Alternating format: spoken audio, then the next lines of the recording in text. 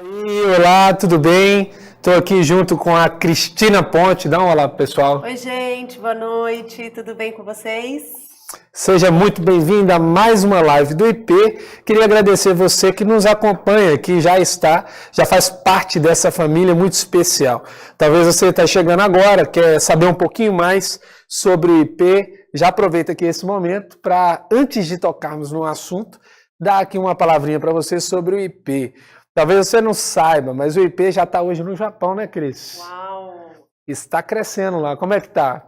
Temos lá alunos já no Japão, né? Aluno não. Será que tem alguém no Japão agora? Que horas são? Será? Não, acho que não. Ainda não deu tempo. Lá são 8 horas da manhã, o povo já dá acordou. Tempo, é verdade, já acordou. dá tempo.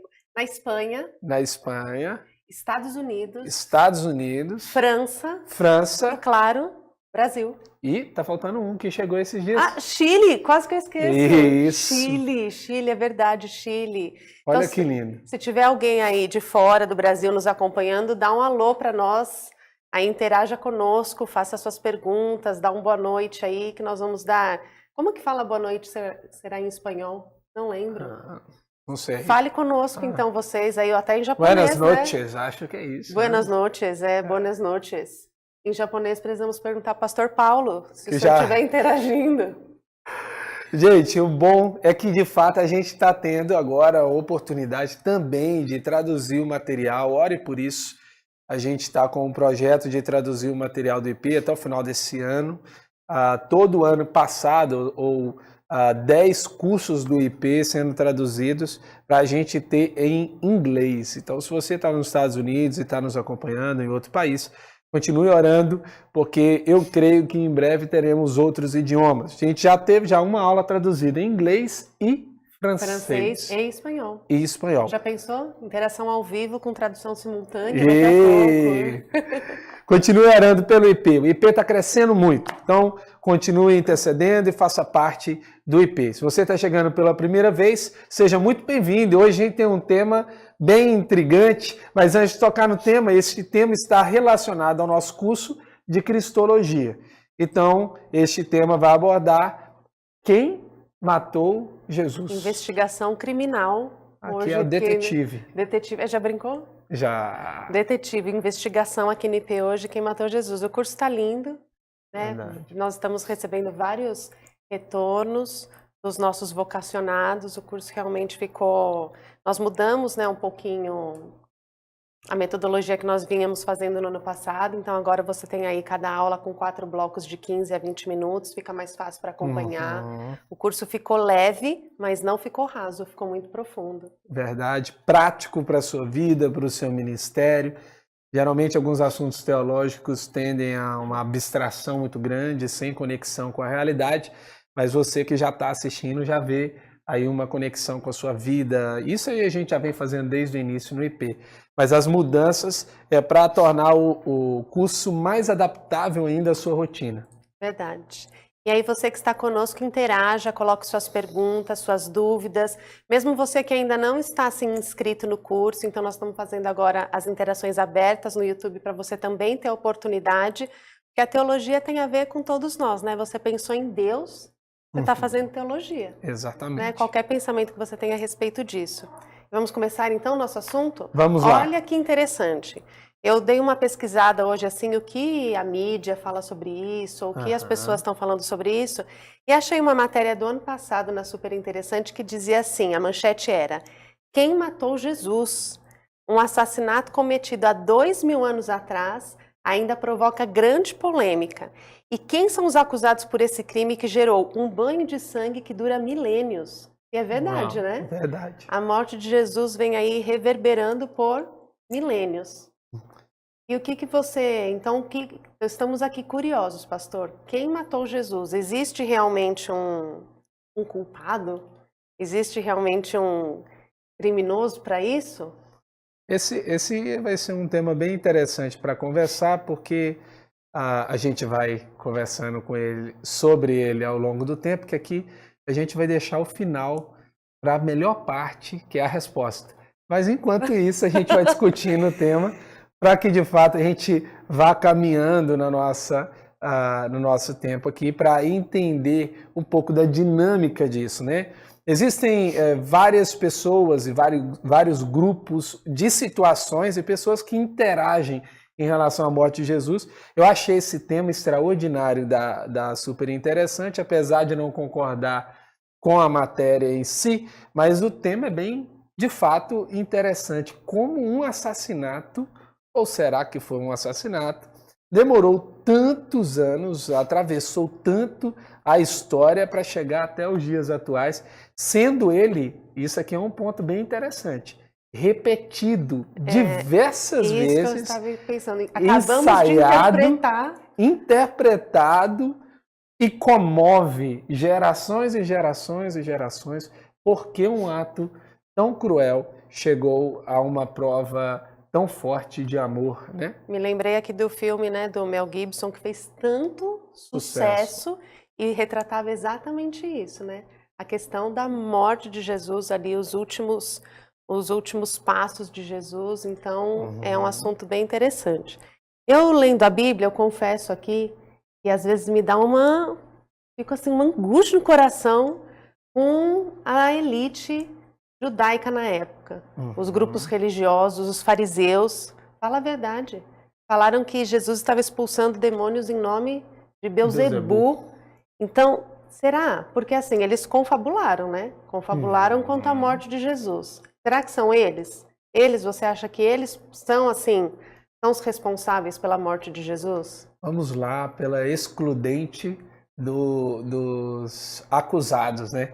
Colocando aqui os acusados e a gente vai vendo se, de fato, a gente verá, né? Se eles, de fato, são culpados ou não. Vamos passando aqui por uma análise. Bem interessante a questão do fariseu, porque ele era um mestre da lei, né? Ele estudava a lei, ele deveria compreender a lei e, de fato, entendia muito sobre ela.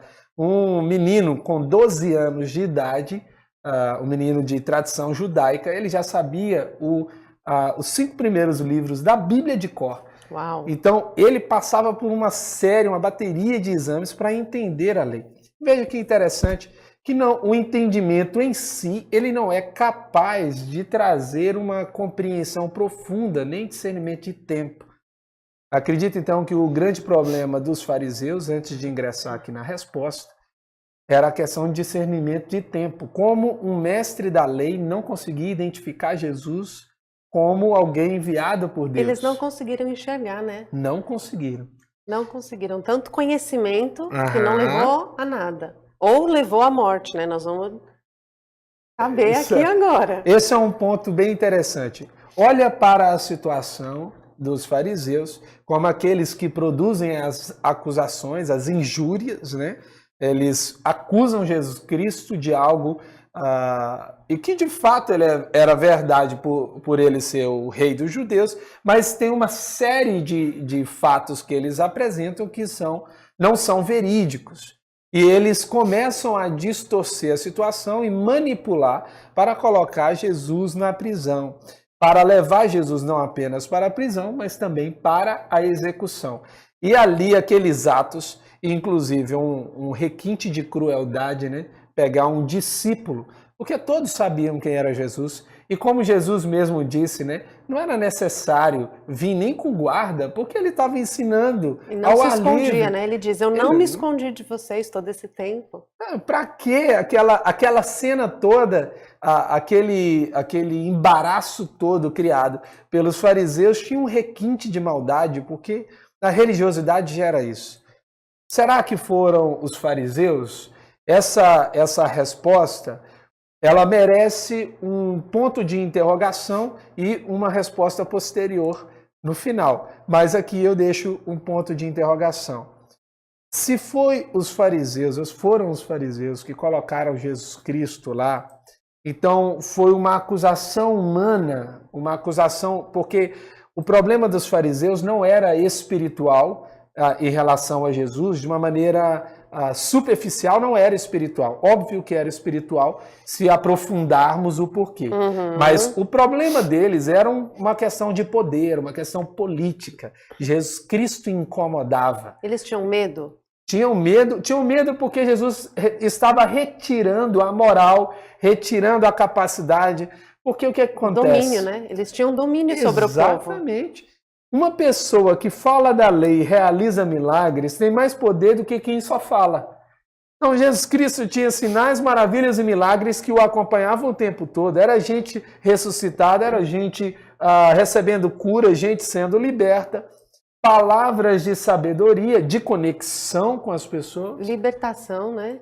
Até Libertação. Lázaro depois foi perseguido, né? Depois que ele até não só perseguiram Jesus, mas como as obras, podemos dizer assim, o que ele fazia. Era uma forma, né? Eu gosto muito daquele cego, quando ele é curado, e aí vão perguntar assim, quem te curou? Aí ele diz, pergunta de novo, ele diz quem era, pergunta de novo, ele diz, falou, vocês também querem crer?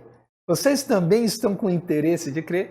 E aí, por último, a resposta dele fala, eu não sei, só sei que eu era cego e agora eu vejo.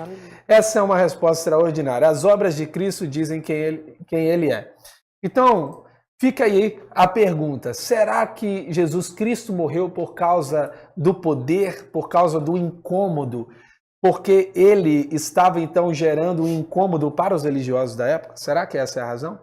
Será que foi isso que colocou ele na cruz? E aí, assim, enquanto você estava falando, pensei em algo, que eles não tiveram discernimento para saber quem era Jesus de fato, mas eles tiveram discernimento para olhar para os discípulos e ver qual deles o coração estava distante, né? Eles conseguiram discernir que era Judas e foram buscar então em Judas a questão da traição. Muito forte. O mal conhece o mal, né? O mal conhece o mal. Então, seja ele em que tipo de manifestação que for, o mal reconhece o mal. Então, ali, de fato, era o espírito que estava agindo em Judas era o mesmo espírito que agia nos religiosos. Interessante. Que é o Satanás, né? Que a Bíblia diz que, pessoalmente, Satanás se incorpora em Judas, né? Assume a liderança ali. E aquele ato de Judas não era apenas um ato de traição, mas era um ato demoníaco. Era Satanás perseguindo. Depois você pare para ver lá um pouquinho, vai ver lá de Gênesis até a vinda de Cristo, a única coisa que Satanás queria desde o início de tudo era achar quem era esse prometido que Deus havia dado, que esmagaria a cabeça da serpente lá em Gênesis 3,15. Então ele mata Abel e ele vem provocando uma série de prejuízos. E gerações, né? Tenta matar gerações. Gerações inteiras. E ali fecha, por exemplo, Noé, que tem um grande caos, né? Se não fosse a família de Noé, nós não estaríamos aqui. Será que então foi Satanás que matou Jesus? Será? E agora você deu a dica. Gente, eu não sei a resposta também, estou aqui com vocês. Ele deu a dica aqui, ó, ele falou, ó, o próprio Satanás estava ali com Judas. Será que então? Não sei. Não sei. Será que foi Satanás? Será que essa foi, de fato, uma recompensa para o diabo? Né? Porque se ele acusou Jesus, ele foi recompensado. É verdade. Será que ele conseguiu êxito? Se tem algum êxito, então, se ele fez alguma acusação e ela teve êxito, foi essa, porque foi concretizado. Porque ele tentou, lá no deserto, por exemplo, quando ele vai tentar Jesus, ele tenta dobrar Jesus, ele tenta fazer com que Jesus se prostre e não consegue. E depois no Getsêmani, mais uma vez. Então será que a última cartada foi... na cruz?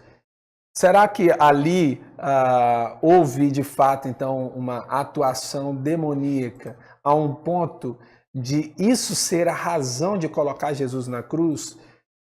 Esse desdobramento foi feito, de fato, por uma ação demoníaca? Eu pego aqui já alguns textos importantes para a gente pensar. Primeiro, a Bíblia diz que Jesus Cristo foi crucificado antes da fundação do mundo. Então, é um problema que já fica grande, né? Para qualquer acusado que vier aqui depois.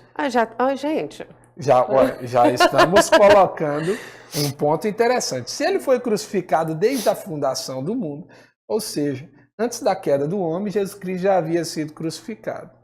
Antes do homem pecar, Jesus já havia glorificado o homem, né? Não é só apenas salvo, não é só apenas regenerado ou santificado, mas já glorificado o homem em Cristo Jesus. Eu diria que o sangue derramado de Cristo, ele não foi por 2000 anos, né? Ele foi desde o início da humanidade. Uau!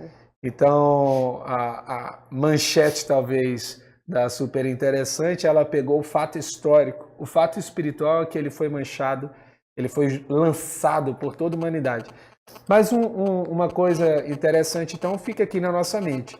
Se antes do homem cair, Jesus Cristo já havia sido crucificado, Jesus Cristo já havia, então, libertado o homem dessa situação que não havia acontecido ainda. Será que Satanás tinha tanto governo assim para colocar ele lá? É um ponto. Fica a pergunta. Olha que interessante. A Lili Amorim, ela está falando algo aqui que eu também me questiono. Em termos físicos, foram os romanos. Eles abateram, eles o colocaram na cruz, eles o maltrataram. E aí, assim, quem instituiu a morte na cruz foram os romanos, de fato, né? Foi algo que os romanos trouxeram. Então, foram os romanos, porque os sacerdotes, eles entregam Jesus. Mas quem determina, quem cumpre a sentença, que é isso que ela está falando, foram os romanos. Então, foram eles os responsáveis. Veja que interessante. O cidadão romano, ele tinha um alto nível de nobreza. Ele era considerado diferente na época, por isso que o apóstolo Paulo vai fazer uso da cidadania romana. E só para você ter uma noção, mais de 1.200 artigos do nosso Código Civil Brasileiro de 2012, mais de 1.200 artigos são baseados na lei romana. Então, eles têm uma mistura e uma mescla do direito romano. Você entendeu o nível de força das leis romanas que até hoje imperam, por exemplo, dentro até de contexto de não apenas de cidadania, mas de vizinhança, coisas assim, que foram estabelecidas na época de Roma, estão até hoje vigorando. Então veja bem, um cidadão romano não poderia ser crucificado, por exemplo, porque era considerado um ato de extrema, como é que eu posso dizer? Humilhação? Uma extrema humilhação. Como um cidadão romano poderia passar por um ato daquele? Havia limites para se condenar um cidadão romano. E um dos limites, por exemplo, era a questão da crucificação. Observe que o ato de crucificação, ele vem não da cultura romana, mas ele vem dos bárbaros. Ele é inserido dentro de um tempo em Roma, mas não é também um grande e longo tempo. E ele tinha os seus limites. Eles não poderiam ser aplicados para os cidadãos romanos, por exemplo. É uma questão bem interessante. A questão que ela está colocando aqui, que eu acho também interessante. Porque a morte na cruz, os romanos não mostravam para todos, olha, nós somos o Império Romano. Então, não seriam eles, então, os responsáveis por isso, para mostrar? Bem, tem uma questão no direito que eu gosto muito. E é uma questão muito inteligente. Ele chama de direito autoral. Nem sempre ele é a pessoa que faz o ato, mas ele é o autor e o mentor do ato. A pergunta que fica é se eu vou colocar a culpa em quem executa ou em quem planeja. Agora tem alguém aqui falou, olha só, deixa eu... ponto que fica bem interessante também para pensar. Se eu coloco em quem executa, então eu tiraria a Suzane Richthofen da prisão, porque ela não executou a morte dos pais, não é? Mas ela foi a autora do crime porque ela pensou, criou, planejou, manipulou, gerou. Apesar dela não pegar e praticar o ato, ela bolou, pensou e fez. Porque as mãos dos irmãos cravinhos, né, foram as mãos dela, mesmo ela não tendo se sujado de sangue. Ela sujou a vida dela com o sangue dos pais. Olha o que a Fabiana Sá disse, então. Seria, então, a religião mais a política que mataram Jesus. O que eu estou entendendo, Fabiana, que você está dizendo é os sacerdotes e os romanos, os dois juntos, então? Então, a gente colocaria, se a gente estivesse falando aqui de um contexto de prisão, né? Vamos condenar aqui. Quem a gente condenaria? Será que a gente colocaria, então, os dois dentro da cadeia? Porque a gente teve a acusação usando ali Judas, né? Satanás usando Judas. Judas traz Jesus, que é uma questão a se pensar, se o delator também entra nessa medida. Veja, a delação premiada, que foi bem ruim, 30 moedas de prata, e ele rejeitou as 30 moedas e depois se enforcou. Então o negócio não teve nenhum prêmio. Veja a cena, então a gente tem os mentores, que são os religiosos, foi um dos pontos, e a gente tem os executores. Será que eles, de fato, colocaram Jesus? É uma pergunta bem interessante. Teria algum homem poder para colocar Jesus Cristo na cruz? É para se pensar. Olha aqui, ó, vou pegar aqui um ponto bem interessante. Tem um momento que Jesus Cristo é acusado e chega um ponto deles quererem lançar Jesus do penhasco. Jesus passa entre eles. Durante o ministério, né? Durante o ministério. E ele nem tocado foi. Nenhum momento ele foi tocado naquele momento, porque ele disse, não é chegada a minha hora. Então, se não é chegado, ele passa no meio.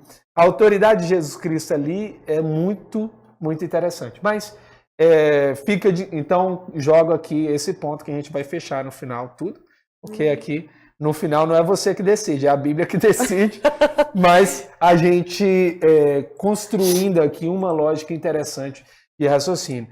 Creio então que a gente precisa colocar essa pergunta: será que algum homem teria condições de levantar o Filho do Homem sobre uma cruz e pregá-lo lá? Então, você falou, será que algum homem, mas falando no individual, e o coletivo? Porque outra questão que alguns aqui falaram, por exemplo, o povo, eles tiveram a chance de escolher. Né? Pilatos, ele fala, quem vocês querem que eu solte? Sim. Barrabás ou Jesus o Nazareno? Então, eles escolhem Barrabás. E aí, a coletividade. Então, o povo todo decide, então, não, Jesus, crucifica. E agora? Nessa questão, porque talvez os fariseus ou Judas ou algum soldado romano não, mas e a responsabilidade do povo? Eu vou pegar o direito brasileiro de novo. Veja que cena interessante. Sabe aquela cena onde cai um caminhão de refrigerante? Eu vou pegar aqui um dos líquidos mais apreciados no mundo, a Coca-Cola. Veja a cena. Caiu lá um caminhão, virou um caminhão de Coca-Cola. A cena é interessante. Um primeiro vai assaltar ali o negócio e ele pega um fardo. Depois a multidão vem, porque você tem a incitação de um. E é interessante que o direito penaliza ele de uma maneira maior, porque ele incitou o ato para que todos praticassem o furto. Né? Veja a cena que a gente vai poder aqui observar. Será que o povo teria essa consciência? É uma pergunta interessante. Existe consciência coletiva? Existe a capacidade de um coletivo pensar em alguma coisa e isso ser capaz de movimentar a atos, por exemplo, de colocar uma pessoa para ser condenada? Eu acredito que a manipulação, a força da mídia da época, apesar de não existir a mídia dentro do contexto que a gente existia, mas existia já a manipulação, já existia o ser humano, e o ser humano já sabia, né? Havia já uma consciência, inclusive nessa época, onde você vai ter os grandes filósofos relacionados à parte de retórica surgem na época de Roma. E o que eles, um pouco antes de Roma, já ali na Grécia já tem um surgimento para a política, eles preparavam para a política.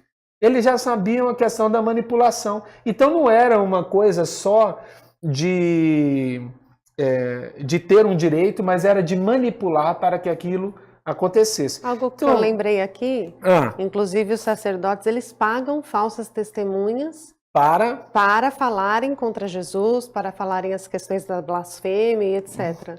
Isso, olha só a manipulação. Já a compra de testemunhas, né? Então, gente, eu tô achando então que nós vamos voltar para os sacerdotes, será? Aqui, se você fosse olhar o grau de responsabilidade, para quem você colocaria, né?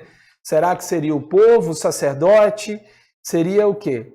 Eu creio que a gente pode ter uma cena interessante eu acredito que de todos eles, o povo seria talvez o menos responsável nesse sentido. Apesar de gritar o crucifica, quem gritou primeiro foi quem incitou. E geralmente o coletivo tem uma memória frágil, entende? O individual tem memória boa, mas o coletivo tem memória frágil. As pessoas se esquecem de coisas boas que fez, né? Que as pessoas fizeram. É verdade, é verdade. Vamos calorar aqui. Tem uma pergunta aqui do Lucas Coelho. Ele fala assim, ó, o diabo entrou em Judas e o mesmo foi usado para entregar Cristo. Mas ambos são criaturas subordinadas a Deus, à soberania de Deus. Portanto, posso afirmar, e aí ele já mudou a conversa, que foi Deus, o Pai, quem matou o Filho. Posso usar a passagem em que Jesus se sente abandonado como pilar dessa afirmação? Uau. Qual é o nome dele? É o Lucas Coelho. Ô Lucas, deixa eu te falar aqui algo bem interessante. A sua pergunta, ela é muito importante. Quando a gente olha para esse cenário e você vê, por exemplo, o pai enviando o filho para ser morto, né? Ou a gente pega, por exemplo, e diz que houve ali um ato de soberania no sentido de que Deus não perdeu o governo das coisas, mas ele ainda não perdeu hoje. Isso geraria, por exemplo, um conflito. Veja só, vamos ver aqui um conflito interessante. Todos os atos praticados hoje de maldade, por exemplo, ou atrocidades, tragédias, questões que envolvem a dor, elas também deveriam repassar a responsabilidade para Deus. Deus seria também responsável por isso? Então, uma questão fica bem interessante. A questão da fala de Jesus Cristo na cruz. No nosso curso lá de Cristologia, a gente vai ver, por exemplo, que a fala de Jesus Cristo é baseado num dos salmos também. Pode ser Jesus Cristo recitando um salmo, ou pode ser mesmo um sentimento real de Jesus Cristo. Eu creio que nesse sentido, nós não temos ali uma responsabilização de quem é o agente ou quem é o autor da morte de Cristo, mas nós temos, nesse momento, um sentimento real de quem está passando pela condenação.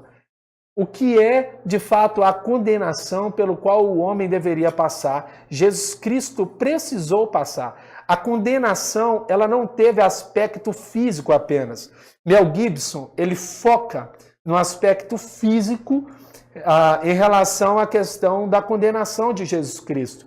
Mas o maior efeito era espiritual. Jesus Cristo não suou sangue por causa de saber que iria morrer. Jesus Cristo não passou por aquele momento de tribulação no Getsemane porque ele sabia da morte ou porque ele sabia que ia ser crucificado. Havia uma questão espiritual que estava para acontecer e que para ele seria muito difícil. Já ouvi também, Lucas, dizer que ali era uma afirmação de orfandade. Essa também não é uma realidade.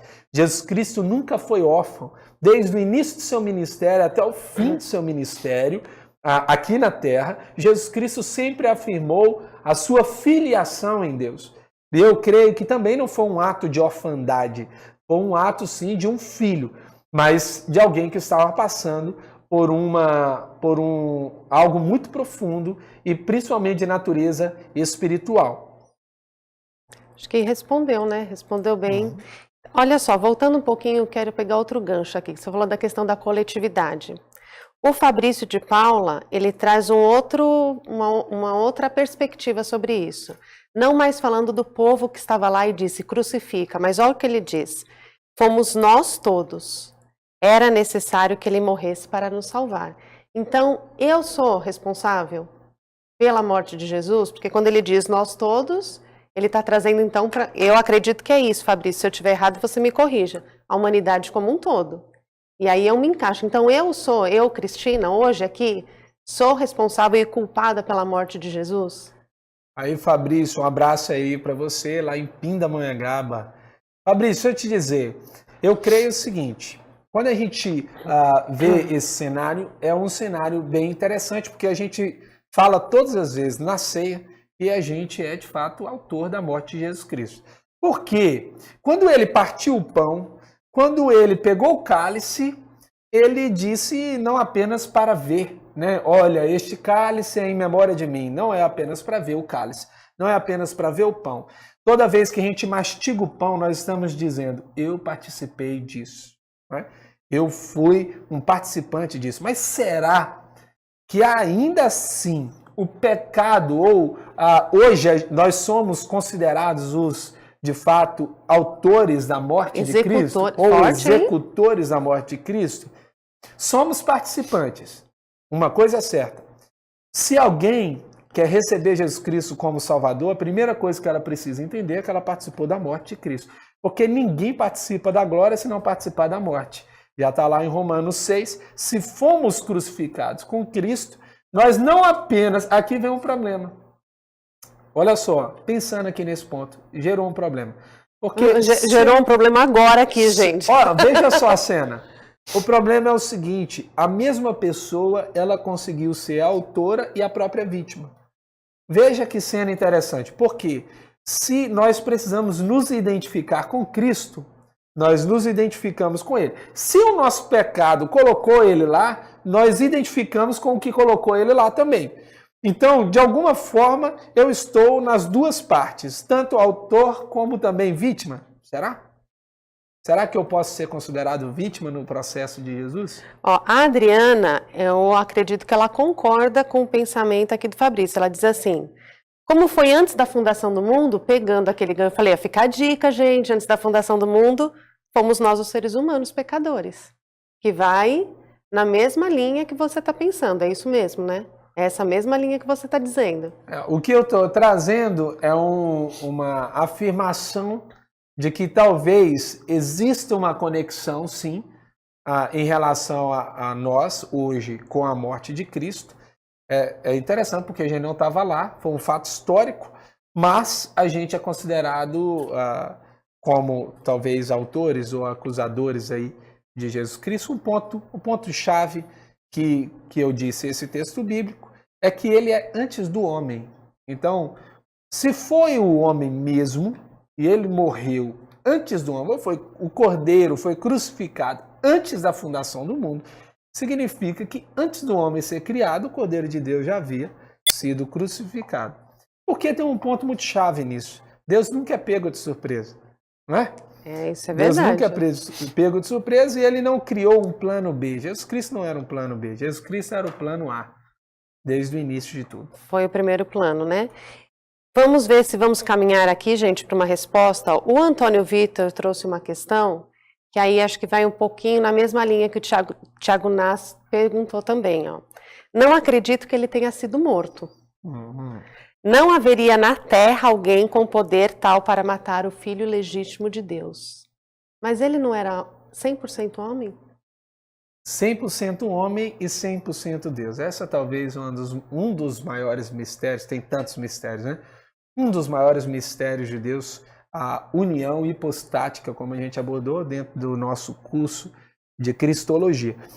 Como ele era 100% homem e 100% Deus, será que essa natureza humana daria ao homem a capacidade de ferir o Filho de Deus, né? Que ele é também chamado de Filho do Homem e é chamado também de Filho de Deus.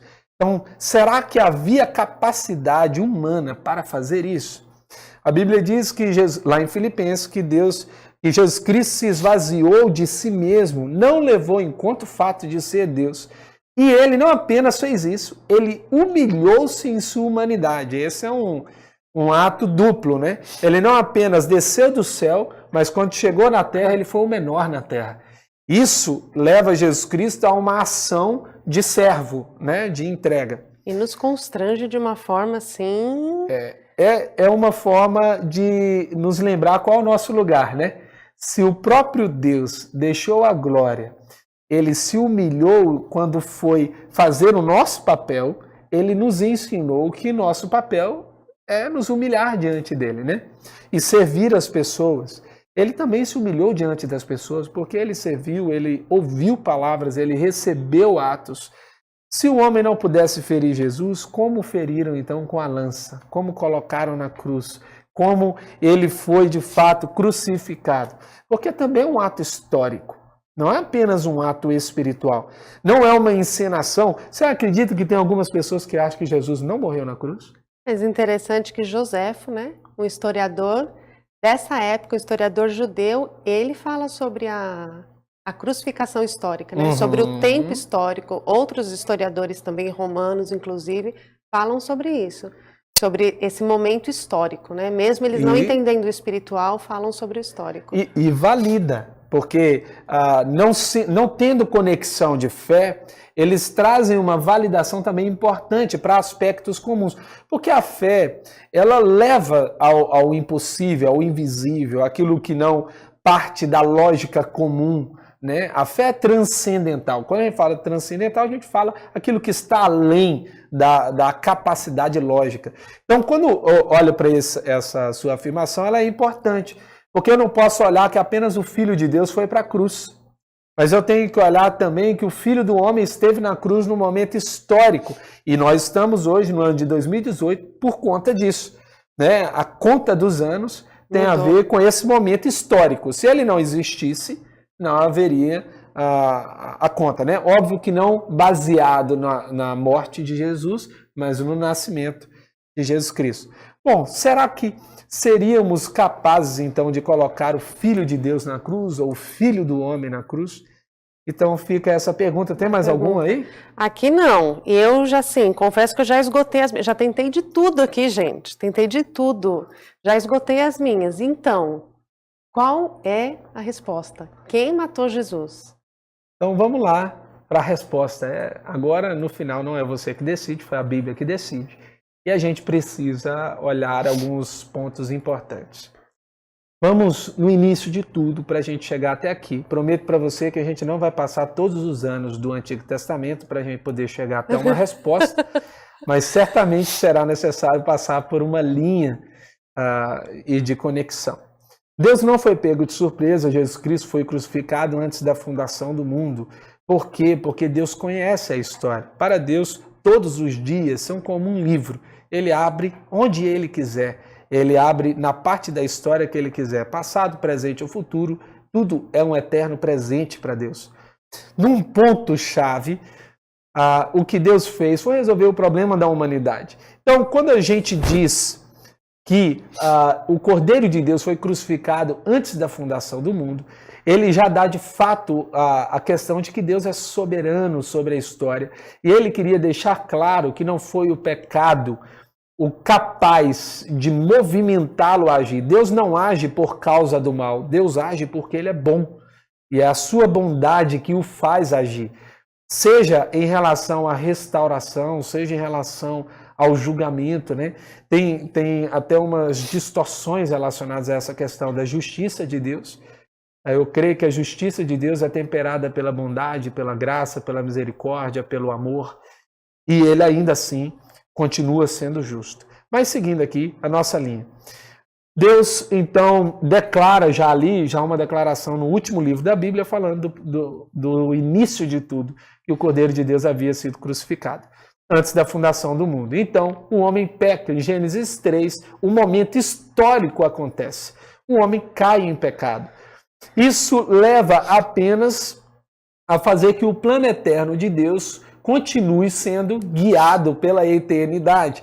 Então, Deus restaura o homem declarando a sua promessa em Gênesis 3,15, chamada proto-evangelho, quando ele declara que da semente da mulher viria um descendente capaz de pisar na cabeça da serpente, mesmo que essa serpente ferisse seu calcanhar. Ali uma prova de traição, mas também uma prova de que as obras de Cristo destruiriam completamente as obras da serpente. Veja o desespero de Satanás, que ouve a palavra, mas não discerne o tempo. Esse é um ponto e uma característica do diabo. Ele conhece a palavra, mas não discerne o tempo. Veja, o que vai acontecer com ele é um ataque desesperado a toda e qualquer pessoa que nasça e que tenha uma conexão profunda com Deus. É por isso que nós vamos ver, por exemplo, o primeiro assassinato acontecendo já na família de Adão, logo ali no início, com Caim e Abel. Caim é de fato influenciado por uma ação demoníaca e mata o seu irmão Abel. Então, esse desenrolar da história, já no Antigo Testamento, é uma prova de que Satanás está procurando quem é essa promessa que iria então vir para destruir as suas obras. Jesus Cristo nasce ali após o período intertestamental. Obviamente que isso não era conhecido como período intertestamental, mas entre esse momento, no final de Malaquias, um tempo onde aparentemente o homem fica surdo e não Deus fica em silêncio, ali Deus volta a falar através de um profeta chamado João Batista, o anúncio da vinda de Cristo. Jesus vem e ele exerce o seu ministério de uma maneira poderosa. Óbvio que na parte histórica temos culpados. Se formos olhar a partir de uma perspectiva humana histórica, quem colocou Jesus Cristo na cruz foram uma autoria ali de mente, né? Uma autoria a partir da ação dos religiosos, gerou a acusação, a falsa acusação em relação a Jesus, promovida através de uma delação, que seria Judas, colocando Jesus Cristo na cruz, sendo executado pelos romanos, que exerciam o poder de justiça. Entenda bem que os romanos, eles poderiam não ter uma atuação onde nós vamos colocar a culpa sobre eles, apesar de que, a meu ver, Pilatos não lavou as mãos na água, mas lavou a mão no sangue de Jesus. Ele tentou retirar a sua culpa, mas ele participa da culpa quando não faz nada. Isso é uma prova maior de que o silêncio não inocenta alguém. O silêncio, na verdade, dentro de uma situação de justiça, em que tem que ser praticada, ele pode ser um ato de injustiça. Diante daquele cenário, Pilatos também participa, mesmo querendo sair. Mas eu quero trazer para você uma compreensão rápida sobre a evolução aqui do direito penal. Entenda, o direito penal sai de uma situação onde qualquer pessoa pode praticar qualquer ato de vingança. Ou seja, se você matou alguém da minha família, eu mato toda a sua família, ainda retiro todos os seus bens, ainda era assim chamada a vingança privada. Ele evolui, se a gente pode chamar de uma evolução, para a chamada a vingança privada com limitações públicas. Aí vai surgir o Código de Italião, Hammurabi, onde eles vão determinar limites. Onde vai dizer, por exemplo, não mais do que olho por olho, dente por dente. Essa frase, ela é um resumo sobre uma atuação da lei diminuindo ou tornando igual a perda ou prejuízo. Se você me roubou, eu posso te roubar. Se você matou alguém da minha casa, eu posso matar alguém da sua casa. Entretanto, eu não posso roubar mais do que você me roubou e nem posso matar mais do que você matou. Veja, ali em Roma, nós já tínhamos um outro tipo de direito, que é onde o público assume o lugar do privado. E é por que eu estou dizendo isso? Que é o tipo de direito vigente hoje, por exemplo, no Brasil. O que acontece quando uma pessoa é presa? Você está dizendo que o Estado tem a autoridade de vingar no seu lugar. Se alguém matou alguém da sua casa, você está dizendo para o Estado, olha, vingue no meu lugar, coloque essa pessoa na cadeia. Aí o Estado colocou mais um motivo que não acontece, que é a questão da ressocialização, ou trazer essa pessoa para a condição de convívio social novamente. Isso a gente sabe que não acontece. Ou não acontece na grande maioria, pode acontecer com situações específicas. Um ponto aqui, volto a tocar. Será então que a gente pode colocar essa culpa no direito romano ou no próprio cidadão romano, aqueles que praticaram o ato? Ou será que eles apenas estavam representando uma vingança pública? Né? Uma vingança das pessoas, uma vingança privada. Então, veja que é uma cena, eu toquei nessa evolução para te mostrar o porquê o cidadão romano tinha essa questão de execução como era feito. Veja, agora para o cenário espiritual do que aconteceu e de tudo o que foi colocado. De todas as respostas e combinações de toques que foram dados, de alguma forma tem fundamento. Entretanto, o maior fundamento para colocar Jesus Cristo na cruz foi o amor. O amor de Jesus Cristo moveu desde a glória até a cruz. E veja bem como isso é interessante. Se o Cordeiro de Deus foi crucificado antes da fundação do mundo, isso significa que enquanto Cristo ainda estava em toda a sua glória, ele participou de todo o projeto, ele participou de todo o plano, ele gerenciou todo o plano. E em um dos versículos mesmo ele vai dizer que ele deu a sua vida, mas ele também vai tomá-la de volta. Olha que cena, e que cena de poder.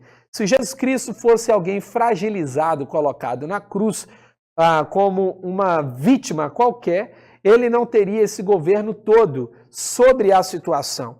Mas o fato é de que a justificativa, o porquê Jesus Cristo foi para lá, foi o pecado do homem manchando a imagem de Deus.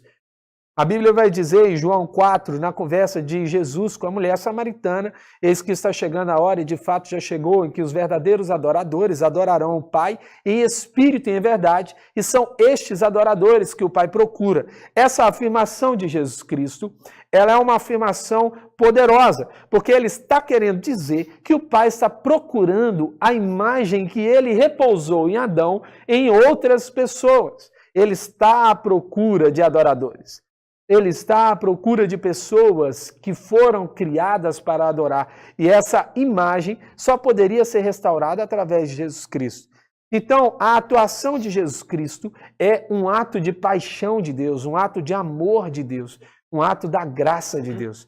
E graça não é só favor imerecido, é a bondade em exercício, é o amor de Deus em prática, é a exteriorização